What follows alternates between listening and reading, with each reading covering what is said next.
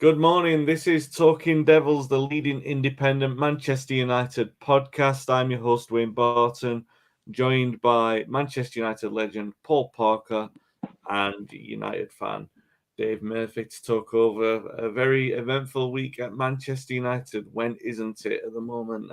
Paul, first, I'll come to you. How was your weekend? You have a good one?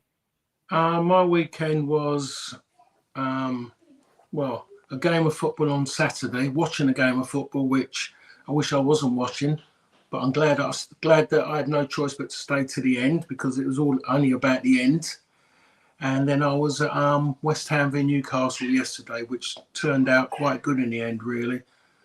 Yeah. Especially when West Ham scored so late as well, it made it better for me because there was a team that was celebrating like the season was finishing tomorrow. Yeah, and obviously Dave Murphy with us as well. Dave, how was your weekend? Did you have a good one? I mean, Sunday was great. Saturday, I had to spend it with unpleasant people and Stacey. But yeah, it was, yeah, it was a good weekend. We had a win. I was there to see it. It was memorable, memorable. Yeah, memorable is the word. If you're watching live on YouTube, please subscribe, like the video, share if you can. Feel free to get your comments and questions in.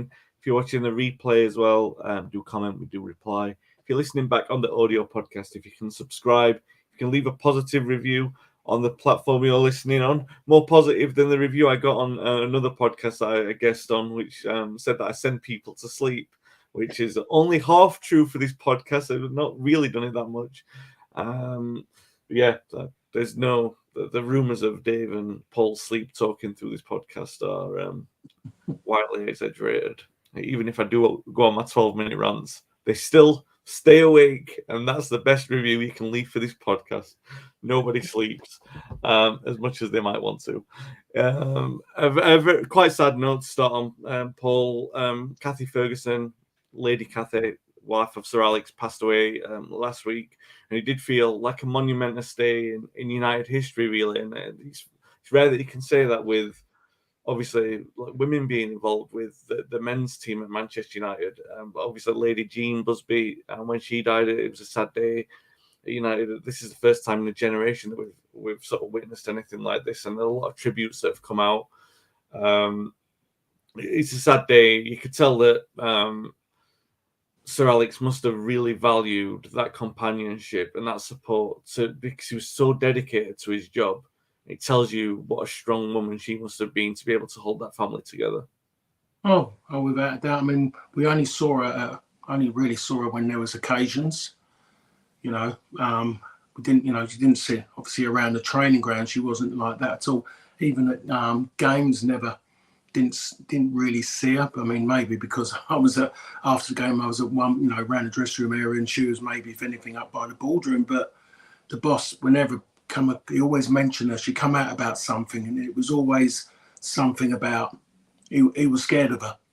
She was the governor. Just when he said things, or you were talking about something, and virtually say, "Oh, like my Kathy wouldn't let me get away with that." It was things like that. There was so much, just respect for her and everything. Just when he talked about it, everything was just about her, and just about her as a woman. And I was shocked when I saw it. I mean, I only saw it just when it came along the ticker along the bottom of the screen when I saw it, and I saw something. I thought, what's going on there? And it was incredible that something like that come up, and I thought that just didn't seem right, to be perfectly honest. Just didn't seem right at all. And it is a shame. It's a shame for him, really, in that sense. And I just hope that that he's all right at this moment in time, and he'll carry on as normal, or he can carry on as normal. Yeah, it's dreadfully sad, and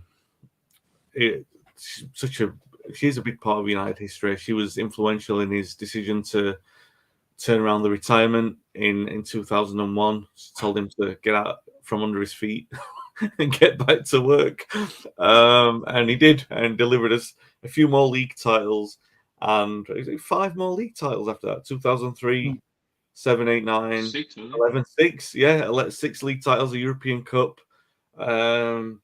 Yeah, and we were, everyone was singing at Old Trafford, singing her name.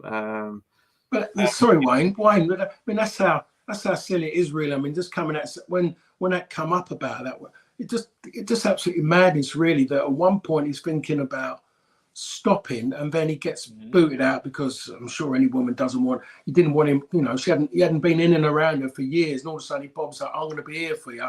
No, I don't want that. I want you out. And he goes and gets 6 more titles, and you think to yourself, why was you doing that for? There was still so much to give, incredible amount to give. Why are you stopping? He's like, oh, all right, I'll go and knock Liverpool off the perch. I'll go and make United the most dominant team in English history. All right then. If you insist. But yeah, a little bit of Fergie magic on Saturday as well. They would have been smiling, Scottish midfielder getting the Scottish international midfielder. I don't know whether in today's day and age you can classify Scott McTominay as a true Scot considering the accent and where he was raised. But I'm not diminishing your national responsibilities, Scott. Big fan of you this morning, in particular this weekend. Scott McTominay comes off. Were you the one that talked to Jack Grealish and Rice when they played for Ireland? People were like, oh, I know you're playing for Ireland, but come play for England instead. So now you're trying to steal Scott McTominay? Is that how this goes? I was a fly on the wall when Roy Keane. I was egging Roy Keane on to fight with Andy Townsend and stuff like that. Tell them they're not. Tell Mick McCarthy he's not really Irish. We do. Fantastic international midfielder for Scotland, by the way, and brought his goal scoring form to Old Trafford. I take it. We'll talk about McTominay as a player a little bit later on, but in context of the game, we're 1-0 down, playing terribly, bereft of any form of imagination, and I still can't say. Like, you try and contextualize what you witnessed and what happened. You can't say that United threw the kitchen sink at them. You can't say that Brentford laboured under the weight of pressure, because it never happened like that. But that's what Old Trafford does to you sometimes. I think United got that late equaliser and Brentford panicked and United capitalised on it. And it was fitting. I mean, you've got all this talk about David Beckham's documentary, and McTominay had watched it and felt emboldened to sort of, you should be like that every week. But I don't think you don't miss that from Scott. If one thing you're going to get from him is the dominant sort of personality aspects of it and how passionate he is, whether, the qualities and other aspects. But it was there on Saturday. 2 goals in the last injury time, a really frenzied end. Old Trafford went absolutely bananas. It's amazing. I mean, who knows? Goodness knows what that'll mean in the context of the season. We'll talk about that a little bit later on. But in the context of the game, Paul, he delivered 3 points. 3 points, no one is arguing that United deserved. But sometimes in football, life is about moments. It's not always about the trophies. It's about the moments. And what did you make of what you saw on Saturday, first of all, in isolation, from the game itself and from the way that it was won at the end? Well, the game itself, it was just, I knew it was always going to be difficult. Brentford are one of those teams. They weren't having a good team, and that's why in theory it was a big game for both sides. And everyone has suddenly started talking about Brentford. Could this be their season? I still don't see it. I think Brentford will stay up quite easily. They've got key players out, big players for them out. But those big players for them have made their mark in the Premier League already. But they were, you looked at the way they played and they were better with the ball. Not that they're going to say they're fantastic, but they were better than Manchester United. And you just always had that feeling they had something about them. United had no creativity, couldn't keep the ball. Defensively, always have been pulled around, especially in fullback areas. That's where they suddenly must have thought, that's where they're going to get joy in the wide areas, which they did. And then when they get themselves in front, you start getting worried. They could have got a little bit more. But if I just, you jump to the end, and in the end, what do? You bring on someone and you pitch them in the middle and you say, be a presence. Scott McTominay was a presence. The 2 centre, Pinnock had a had a great game, Pinnock, I thought. From a lad who used to play for Dulwich Hamlets in the Ryman Premier. I mean, he's been, done the card at Brentford, all the divisions. and he had a fantastic game again, I should say, because he's been good for them since they've come into the top level. But they just didn't know how to deal with something different. They had a presence there, really. I thought Highland couldn't have put any more yards in. It's just, again, he just showed his naivety. He kept doing good bits, getting a hold up, and he kept trying to beat people. He was trying to do it on his own, which, to take that on as a young lad, I want to commend him. But on the other side, he needed the experience, someone to tell him, control, give and go. Because once he goes, you're not going to catch him. Yeah. Now, if I would relate to him, maybe to a player I played, I'll say was Sparky. I'm sure that Sparky, when he was younger, and everyone talked about, I remember Sparky's name when I was a kid as a 16-year-old, and everyone was raving about him at United. But I'm sure that he had those moments when, especially with his ability, he maybe had too many touches and was getting caught with too, but he learnt. Hoyland will learn. You could just see it, his enthusiasm to get on the ball all the time was second to none. It was just that bit sometimes at the end where he just let himself down. But you don't want to take that away from him, because that's called confidence and belief in your own ability. And that's what you don't want to take away, because if you haven't got that, you'll struggle. But they had nothing from wide areas, was poor. Garnacho comes on, and even before the first goal, you could just see he made a difference. He just showed a bit of zest. He just showed a bit of energy, hard work, enthusiasm. And that's what made a difference. Anthony comes on, and I just think he just made the left back think a little bit more. Hickey had to think a little bit more, because he didn't have nothing to do before, and that's it. It was easy for him to bomb forward, so it kept him back. So United, in that sense, the substitutions he made were right in a way, because when you look at it, he had to take off Rashford because he was getting nothing from him. You can always have a player on the pitch, you think he needs a goal, and if he gets one, you think they'll come in shed loads.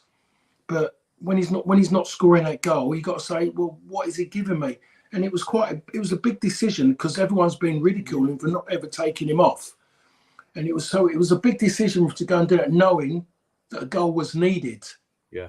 But he made it. But then it changed everything. Then Brentford weren't getting much joy wide going forward. They were a bit on the counter. They did sit back deeper, but they had no outlets, because they were scared to bomb on, and they kept the ball in that third, in the attacking third. They blocked it in, so Brentford couldn't get out, and that's what made a difference. And Brentford were the masters of their own destruction in a way, because they didn't get out. They just thought they were just sitting there, and they couldn't deal with the changes really. Not that it was, you had to think long and hard about him. It was the most obvious thing you can do. Someone in an area where a player weren't producing, and just someone in the box, maybe to win challenges or just make the defensive headers not as good, because they was going to have someone jumping up against them with a presence. There was two players with a presence in the box rather than one.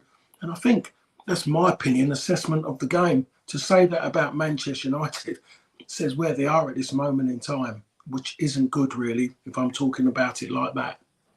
A little bit of moment, if we can take a moment to praise Scott McTominay, because we have on this podcast, you and I, Paul, before Dave joined us, Scott was one that we talked about a lot, because he was often using that holding midfielder role because of the energy that he had, and when really, he doesn't, no criticism of him, he's got qualities in other areas. He doesn't have the tactical discipline to play that kind of role, or the qualities, passing range and tackling range and everything like that. But you play him in a further forward position, and I'm not saying it's good enough to star in a title-winning side, but it's good enough to score goals against Leeds. It's good enough to decide games like this. I'm not talking about him overall, Paul. In terms of this game, and it's at least a conversation starter that he's back in the conversation for whatever period of time, a couple of months time. You mentioned Garnacho coming off the bench. Annabelle, when he's played, he's showed that kind of energy. McTominay, all right, maybe he doesn't have the quality, but sometimes you need to remove the sort of labouring of Casemiro when things are going so wrong and he's not bringing anything, that you need that kind of presence that McTominay brought on Saturday. And I mean, the one thing we can't deny is that he made a massive, massive contribution. So fair play to him for coming on and making that contribution. Yeah, I mean, it was. I mean, I can't knock him for that, and I've kind of said things about him, and I still stick by that. If United are going to go and be contenders for titles, then Scott McTominay's not in your team. But sometimes you need those kind of play. You do need those players around when you look at situations like that and what's going on. When you look at what Mason Mount was offering, and he was trying to play that role in there, and I'm still waiting there. I'm sure there's a lot of people still wonder why United went and paid that money for him, pushed it to go and get him, because for me it still doesn't. It's not right. It just doesn't seem right. If you want some Scott McTominay's, if you're going to go and play him, then you have to play him in a role where he can get into the box. Yeah, just be, and he's brave. His heart's in the right place as well for Manchester United. He would give you more because he would affect somebody, and in fact, and he wouldn't allow that person to have a good time because he'd be a constant pain. Mason Mount was trying to drop deep, then he was forward. When he did have opportunity, never produced anything.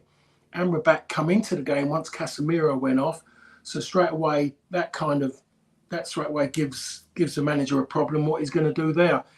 8-9 games played, all in, or more than that, and that with Europe and the League Cup as well, is that the manager still doesn't really know his best team at this moment. I know we can talk about injuries, but when I say best team, what's his best midfield?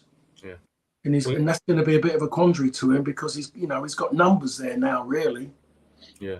We'll get to that a little bit later on. Devo, your thoughts on what you saw on Saturday? Have you managed to sort of put it into any kind of sense yet? I mean, aside from the result, I think the biggest thing I took away from, or the biggest pleasing factor from Saturday was the fact that Ten Hag made big decisions. He hasn't been making big decisions as of late in regard to his substitutions.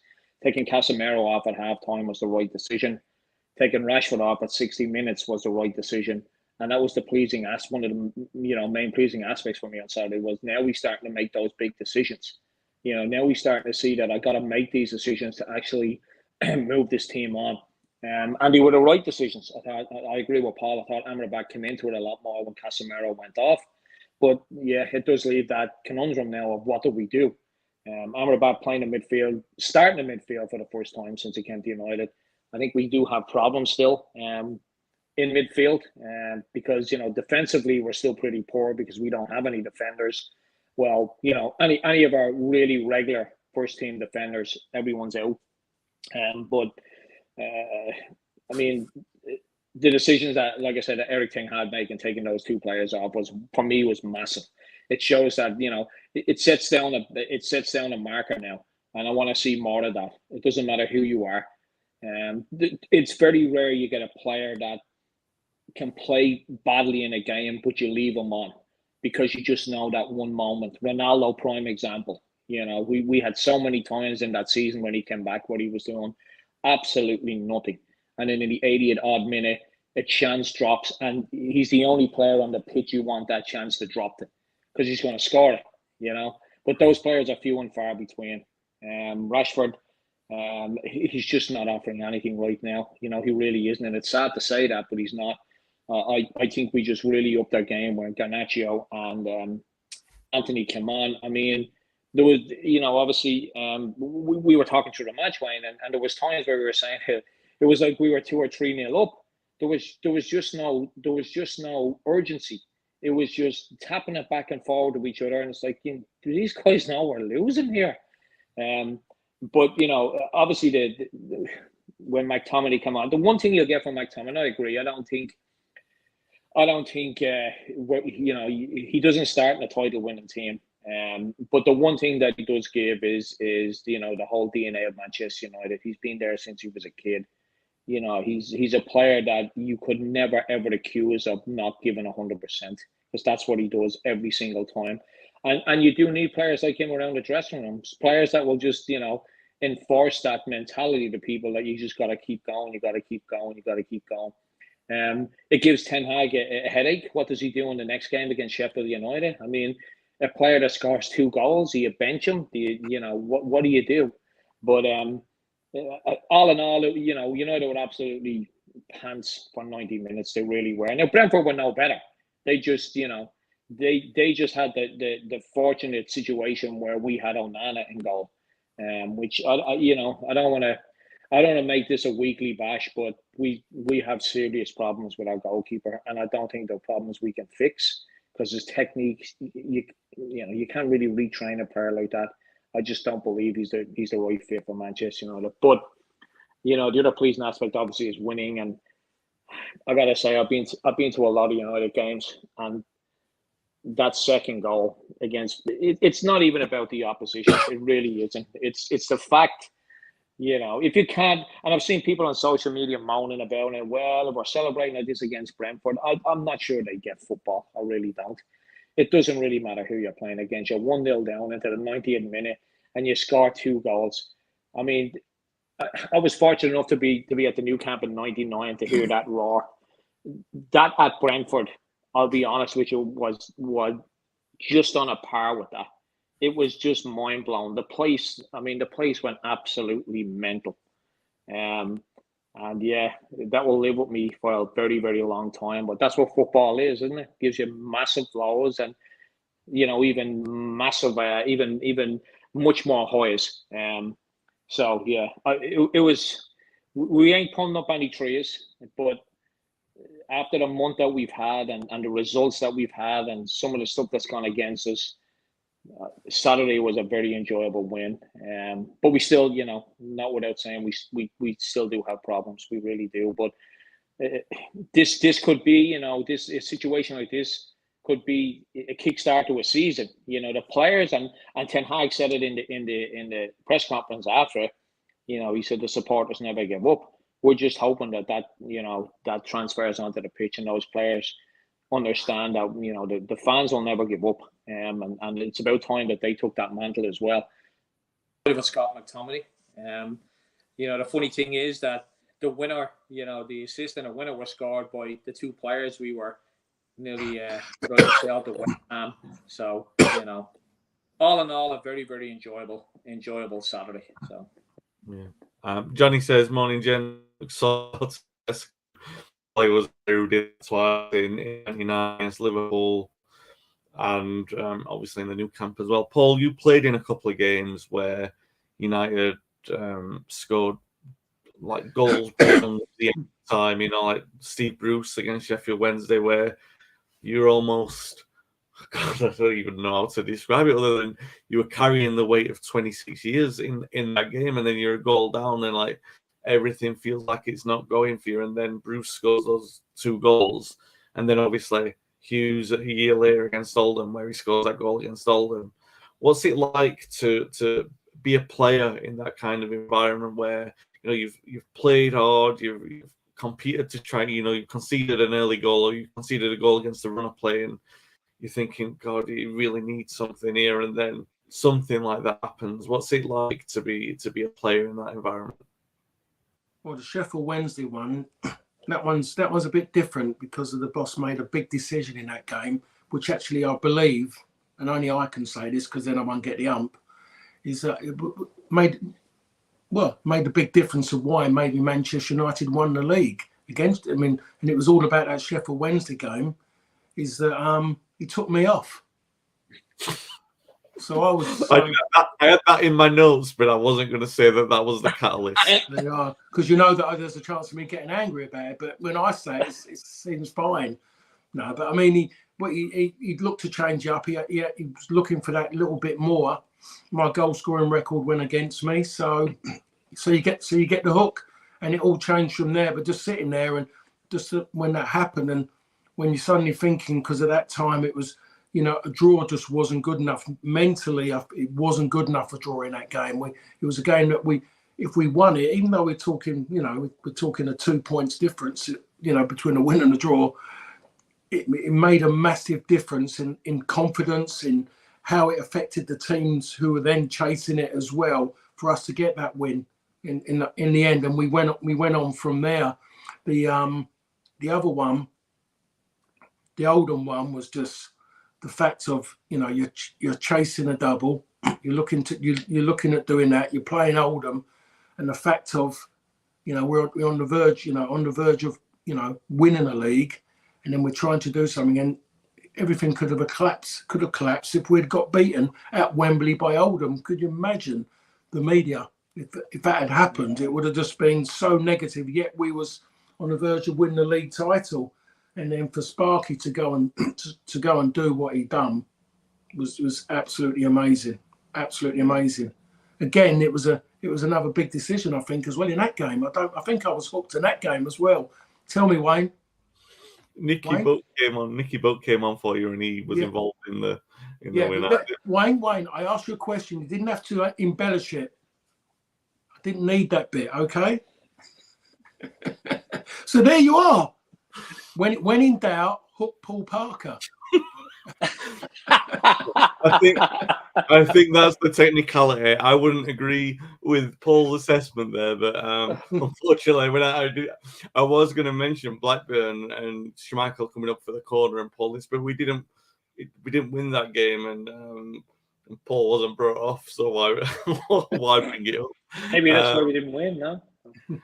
Yeah, maybe. No, but it's just it is.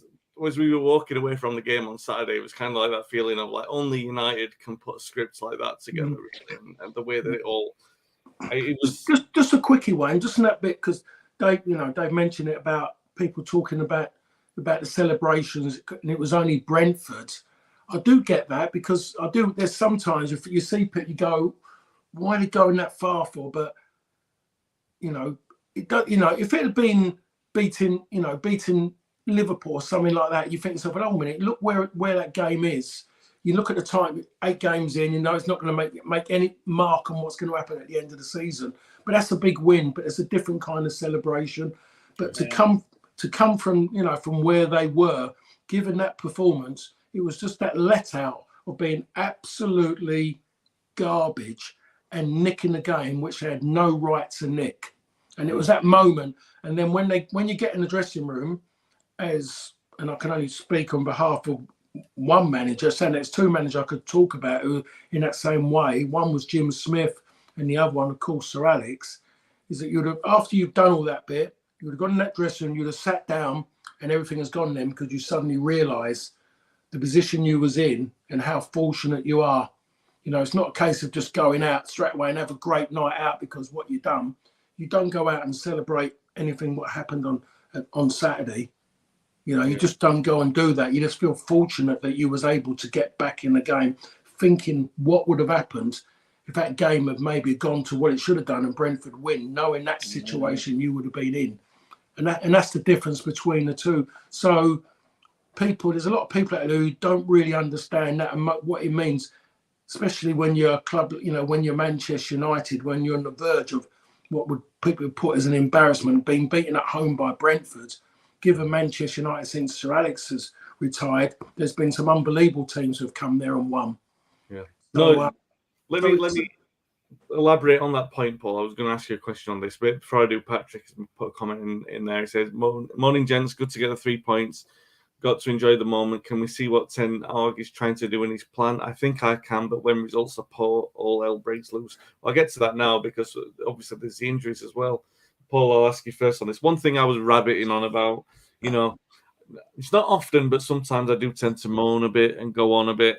And one of the things I was, Dave is, you're both very quizzical with this. Wayne, are you sure?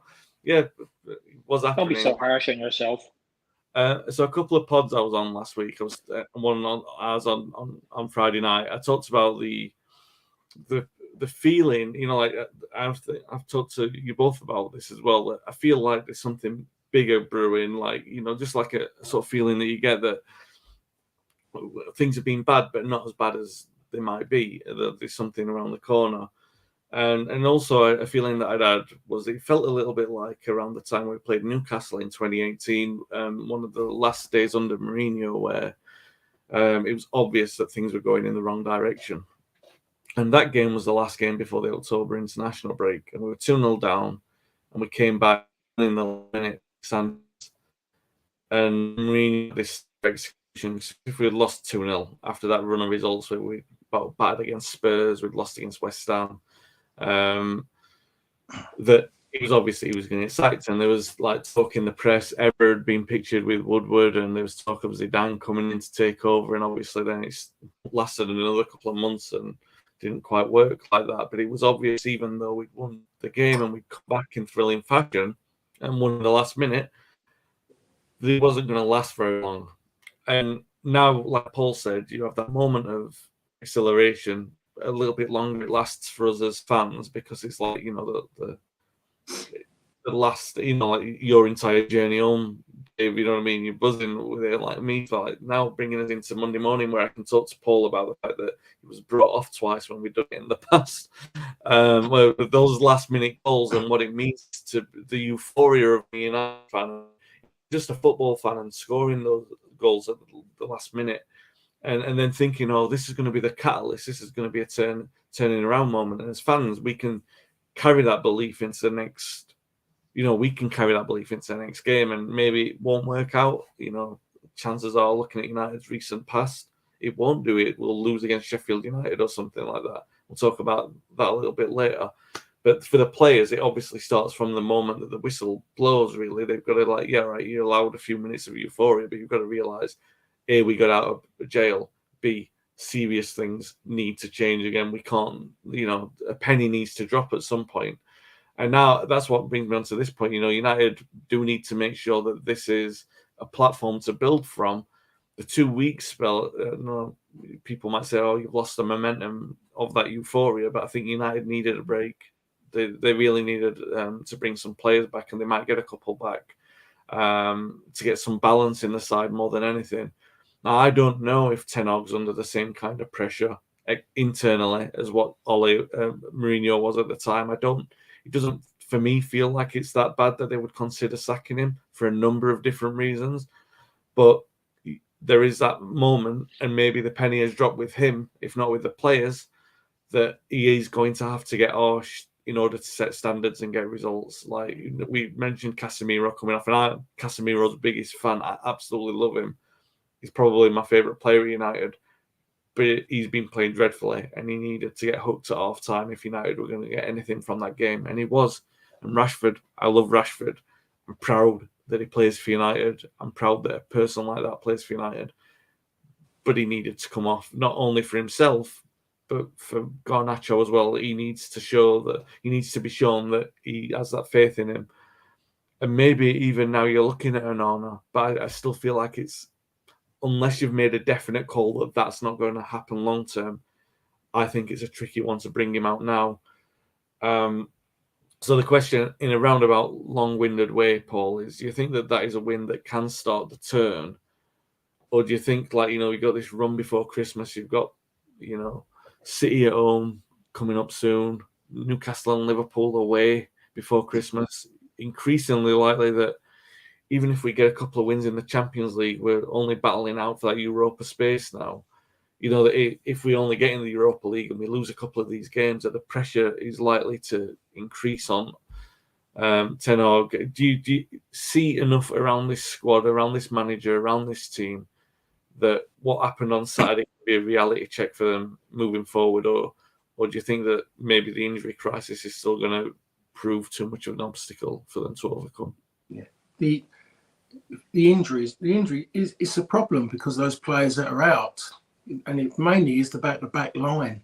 The back line, you know, I mean, I'm not a fan of the goalkeeper. Just the way everything, too much goes through his hands, far too easy. But to be fair to him, he hasn't really played behind what I'm sure the manager would say is his back four.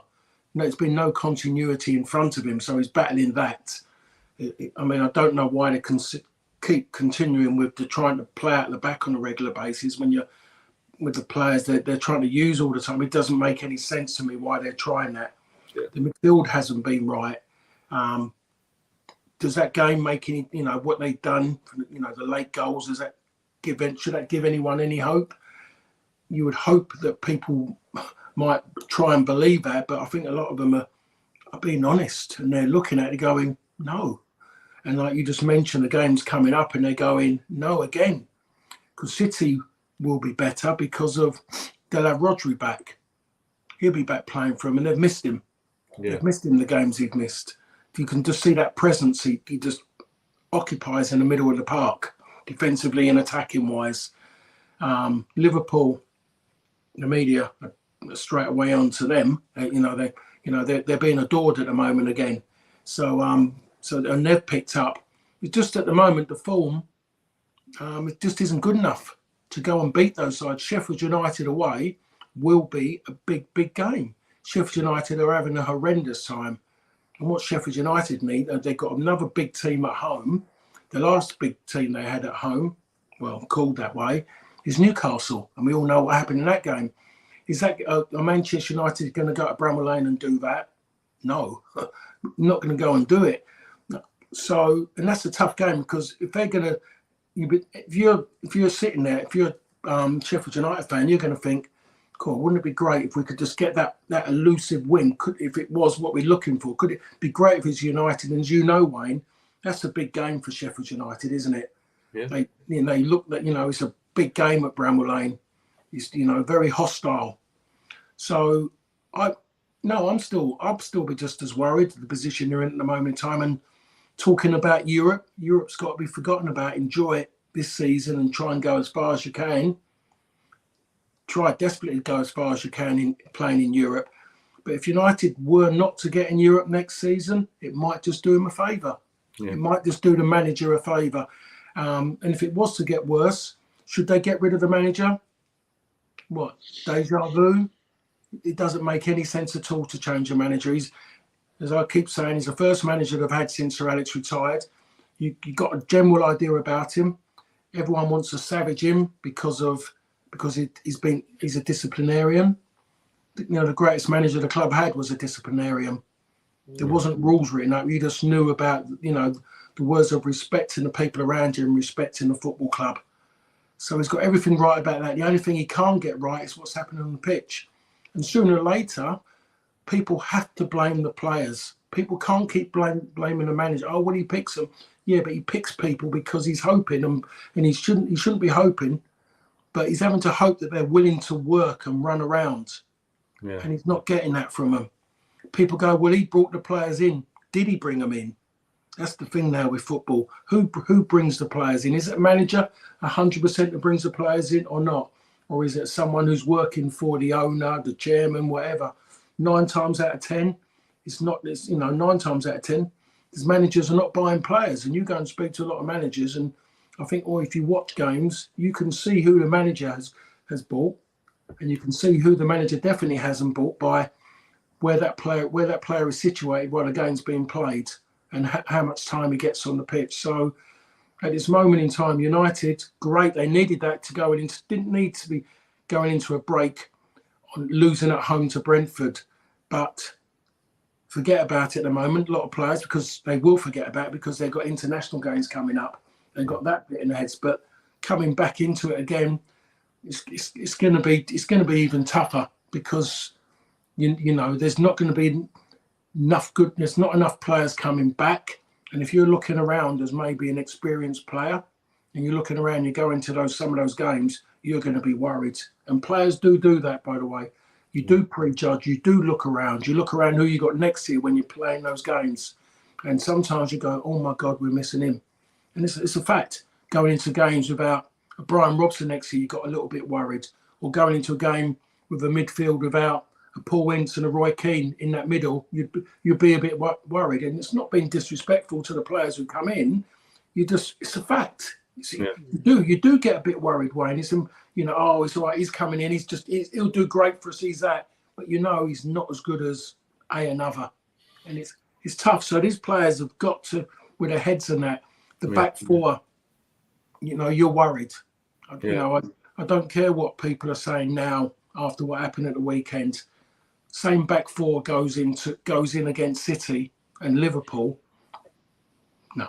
No, yeah, I'm not going to disagree with any of that, and I think that's probably fair assessment when there's that kind of culture of blame and finger pointing at the moment and sort of defending. You can sort of see in the players' decisions on the pitch sometimes that they're more concerned about, when you're losing a game against Brentford at home, the last thing you want is for you to be seen as the perpetrator of that defeat, and obviously all the fingers were pointing at Onana, and you see players making safe decisions and not taking risks because they don't want their stats to be hurt by it, and that was really frustrating a lot of United supporters at the weekend. Dave, before I come to you, I'm just going to look at Patrick's comments because some really good comments thoughts he's put on this.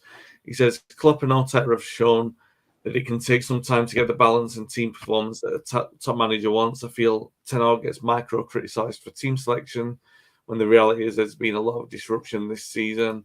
Not having Martinez has been a big problem. Greenwood, Sancho and Anthony, all unnecessary distractions.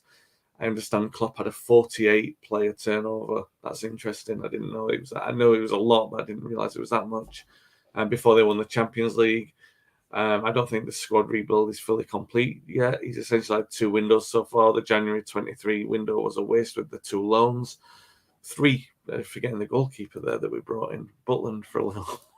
Sorry, being facetious. Patrick says if you want Sancho and Maguire gone, then the club should stop mucking around again. I think that this is I don't disagree in terms of giving the manager the backing to move on the players, but that has been the issue that the club have had, is being able to handle that kind of turnover because of the financial situation at the club. And if they can't bring in a big fee or a relatively good fee, then it's the players being kept on a big contract and just being kept around the squad. And United have been here too many times. And I think that's the point, Dave, isn't it? That you're looking at the things that need to change now. The obvious thing that we've talked about in the past, what changes from the past is, well, you back the manager and you let him oversee this period. Like Paul said, maybe no European good football would be good for us as a club, as a squad, because it'll give them a sort of harsher lens to look back into, to say like, oh, we're not good enough to win the league. We're not good enough to qualify for Europe. That those players will have to face that. And yeah, all right, the finger does ultimately get pointed at the manager, but we are talking about something much deeper than one single season qualifying for Europe. We're talking about an attitude in the squad. And we're at a point in time, and this is, again, long-winded, but coming to you at this point, United win a game, win it like we did, and the optimism is, maybe the pennies dropped and there'll be a culture change in this squad, like we saw after Brentford last season. That perhaps the most frustrating thing is that this squad has it in them when the players are fully fit. When they're not, and there's a culture of accountability, of blame and everything like that, then you worry about the attitude. The penny does need to drop. And if it doesn't, then the tide can turn and the fingers do get pointed at the manager and it becomes like a race against time. Do those players come back? I guess I don't even know how to frame the question. You know where I'm going with it, Dave, but I guess to ask you a direct question on it, before the players come back, is there enough in that tank from the players that are available that we can turn these results around and that the players who are returning will be returning to a more positive atmosphere and that the pressure will be off Ten Hag somewhat? Can he manage this situation successfully? Well, I mean, the first game after the international break, if you're looking for a reaction from that game that we've just seen against Brentford, you don't want to be playing Liverpool or City away, because all the good work becomes undone, I believe. No disrespect to Sheffield United, and I know it's going to be a massive game for them, but it's probably one of the better fixtures we could have had right after the international break, right after what has just happened against Brentford. And this will show whether this team really wants it. It's actually great timing in regard to that. If it was against City or Arsenal or Liverpool, you can't really gauge whether, as you said, the penny has dropped, because there are games that are going to be tough regardless of what we're playing, or how we're playing. To go away and beat Brentford, or to beat Sheffield United in our next game, will give me some kind of confidence that maybe these players are starting to get it. But Erik ten Hag, he's had so much bad luck this season, and I know teams get injuries and we can complain about it, but he's no back four. He really hasn't. Like I said to you, Wayne, on Saturday, here we are in 2023, and I don't want to be disrespectful to the two players, but we're playing Johnny Evans and Harry Maguire at Manchester United at centre backs as our two centre backs. They're our only options. I think he got the Dalot and the Lindelof thing wrong as well. I'm not sure why he didn't have Dalot on the left and Lindelof on the right. It was confusing, and you could see that from the get go. The defense was terrible, and so I'm always a person to back a manager 100% all the way until he's gone, and then I'll back the next manager. David Moyes was the only one that got me that close to not backing a manager. But in the end, the inevitable happened with Moyes. But I just think our back four I feel for Ten Hag. I believe he's brought in some really, really good defenders. And I think he's got the best out of Wan-Bissaka. And then unfortunately he's got injured. I just don't think that, because we're talking about defense here, I just don't think Onana is, regardless of who we have in front of him, he still can't do the basics of goalkeeping, and that's a problem. And I can't see his technique changing. I can't see him changing. He's a terrible shot stopper. He got a good hand to that goal the other day, and it still went through him. I just don't know how you fix that. Dropping him is probably not an option because the new Turkish guy. I'm sorry, I don't recall his name, but the new Turkish guy comes in, and he's under massive pressure. Then it's unfair to him. It's unfair to the team. We just have to stick with Onana. I think it's one of those things where the manager, in his quiet moments, reflecting in his office, is thinking to himself, "We got that wrong." This guy had a great season in Italy. Comes to the Premier League. Best league in the world with the best players, I believe. The toughest league in the world, so fast paced. He's just not suited for it. I'm sorry, he's not. I just don't believe he's a Manchester United goalkeeper, and he's going to cost us more games this season. But just to get back to the actual initial question, I don't know whether having the international break is going to be a problem. Those players will certainly take what happened at Old Trafford with them into the next game, I believe, against Sheffield United. And we could have got a lot tougher games than Sheffield United to come back to. That's saying they'll probably beat us 3-0. But I do believe that, in some ways, a lot of positive things happened. And I said it earlier on. I think Ten Hag has now decided that, what, I don't care who you are. I've kept faith with you. I've kept you on in games, for 90 minutes when I shouldn't have. But taking Casemiro off at halftime was huge.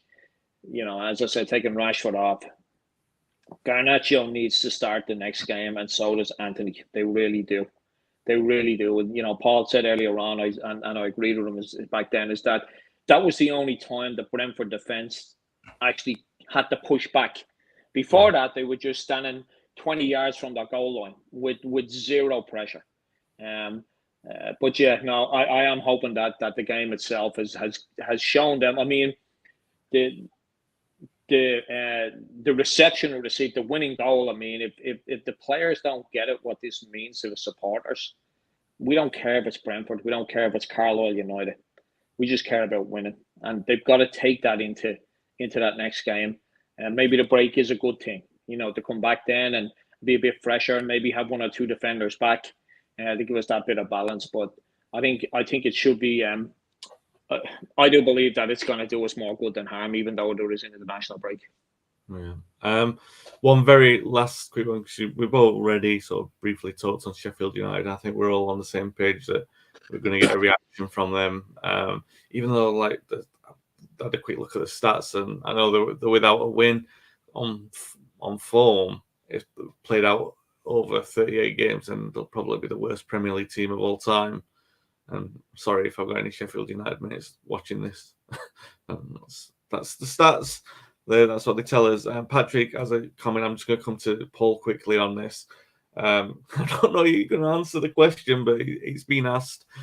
He says, what is the deal with Casemiro, Bruno, Varane, and Rashford's form this season? Is there a reason for why they've all been so poor? Well, to be perfectly honest, you look at the way a few of them finished the season. United didn't finish the season that well form-wise, to be perfectly honest. They just about got to the end of end of the season couldn't come quick enough for a lot of the players and maybe the fans as well, because they just knew that there was just, after that League Cup, it suddenly just went a little bit, it slowed down, and individuals who played well weren't. Casemiro stood up out of all of them really as the one, because I mean he was scoring some important goals. So I look at it this season, Casemiro has started poorly. I thought he was getting there, but I think the midfield, and he needs continuity in his midfield. You think of who he's played with, you know, that says a lot. And there hasn't been any continuity in that midfield.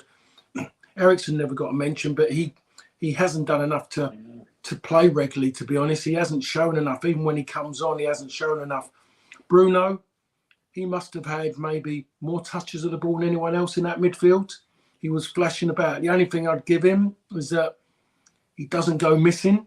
He's still trying to get the ball. Sometimes you think, oh, God, he's a bit erratic sometimes. But, you know, people, when they talk about Bruno, the first thing they say about him, they talk about his stats. Yeah. But if you watch him, you need to watch him, then look at the stats, and you wonder what you're getting for the stats. But Marcus Rashford is the one. Marcus Rashford, he's lived off of one season last season. Prior to that, the previous 18 months, 2 seasons, wasn't good. Last season made him, and as you know, Wayne, I could say, you know, the goals papered over the cracks in his game. Now we're seeing the game without the goals. All of a sudden, people are suddenly joined in and suddenly realising that he's not given enough. When you watch a Hannibal come into the games he's coming, and you look at what he puts into it, and then you think, so hold on a minute, why isn't Hannibal playing? Yet Marcus Rashford is. When he's not he's not scoring goals, he's not looking like he's going to score goals, to be honest. And the way he plays, his decision making, which I was saying ages ago, is poor. You know, trying to beat 3 people at once. If it comes off, the media, great skill. If it doesn't come off, nothing said, because a goal covered it up. So should he start the next game? No, not really. He needs a wake-up call. I don't want to read about, oh, he's got this problem and that problem. I don't want to read about that. You're just having a bad time. Go back to basics. Go back to what got you games in the first team. Control, pass, and then move and show you running behind people, because that was his strength. He doesn't want to do it anymore. He thinks he's a dribbler. Marcus Rashford is not a dribbler. Marcus Rashford is somebody who gets in behind people, and what he is, he's just someone who does things very quickly, just reacts to things very, very quickly. But he's trying to overthink things, and that's where he loses it. So when you talk about the key players, they're all not doing it on a regular basis this season. Given where United are, we have to say that's the problem. Yeah. No, that's great analysis. I think with Rashford, I think the way that I would rephrase what you just said is, you know, he's been carrying the responsibility, taking it on himself, and if you take that responsibility off him, if you unburden him and see that, you know, the team can operate without him, then maybe that will be the best thing for him. And also, I do think that these decisions now will be the best thing for the manager, because we've got to get really critical and brutal, and probably a handful of these players have got the pedigree and quality to be in a title-winning squad. And Ten Hag's final mission really ought to be taking United back to that standard. And if it's not about doing that in the short term, because it's not, it's about being ruthless with it in the short term. Do you know what I mean? You've got to take those players out and show them that the standard, you know, you've got to have minimum standards of application and moving around, because the least thing that you can bring, which we did see from Scott McTominay on Sunday, is movement and effort. On Saturday, movement and effort, and you didn't see that from too many other players on Saturday. When you just see it from a couple and it makes a difference to win one game, then, you know, the penny might drop in what's needed throughout all of the players all of the time. And Ten Hag did say that, some words to that effect afterwards. You don't need more application throughout every minute of every game. United, we can't afford to, like Dave said earlier, so saunter through games like they're 2 goals up. Just to close before we say goodbye, earlier on, making jokes about Paul being brought off in games, I'm gonna just end with a little bit of hero worship. He knows that this he's is scrambling now, Paul. He's scrambling. I'm not scrambling. Paul knows. People who, if they're listening and or watching and they don't realise, I think we're poking some fun at him. Paul is like the right back in both of Dave and I's favourite team of all time growing up, and you know, Gary Neville goes down as United's best ever right back because of the trophies that he won. But I'm sure that people will agree with me who saw them both play that Paul was even better defensively than Gary, and would be a conversation point for being in any all-time United 11. And absolute hero worship every week. It's just because I've been talking to him for nearly 5 years. 5 years on this podcast, Paul has given his time, that I'm finally comfortable to have a little bit of fun about the 2 times he was brought off and United score late goals. So don't come at me telling me that I'm bashing one of our legends. He doesn't even like being described as a legend, but I'm throwing that word out there and he can't say anything back. So there you go. Stop before all this controversy comes out afterwards. I'm firefighting before, and maybe I am scrambling, but this is what happens when I'm trying to close a podcast and I don't know the right way to do it. If you watch live on YouTube or Facebook, if you can subscribe, like the video as well, and share even after we finish, it really helps with the views and everything like that. And if you have listened back on the audio podcast, if you can subscribe and leave a positive review on the platform you're listening on. We will be back in 2 weeks after the international break. Obviously, we'll be a lot more positive when we come back because the least we can expect is United to win 8-0 at Bramall Lane. That's what Newcastle did, so we can do it. They're just a weak club in the northeast. As someone famous once said, a famous Scot. Maybe Scott will be in the team and score another double. 2 from the 8 that we score at Bramall Lane for Scott McTominay. That'll be a nice conversation starter for 2 weeks on Monday. So until then, have a good one, and we'll be back soon.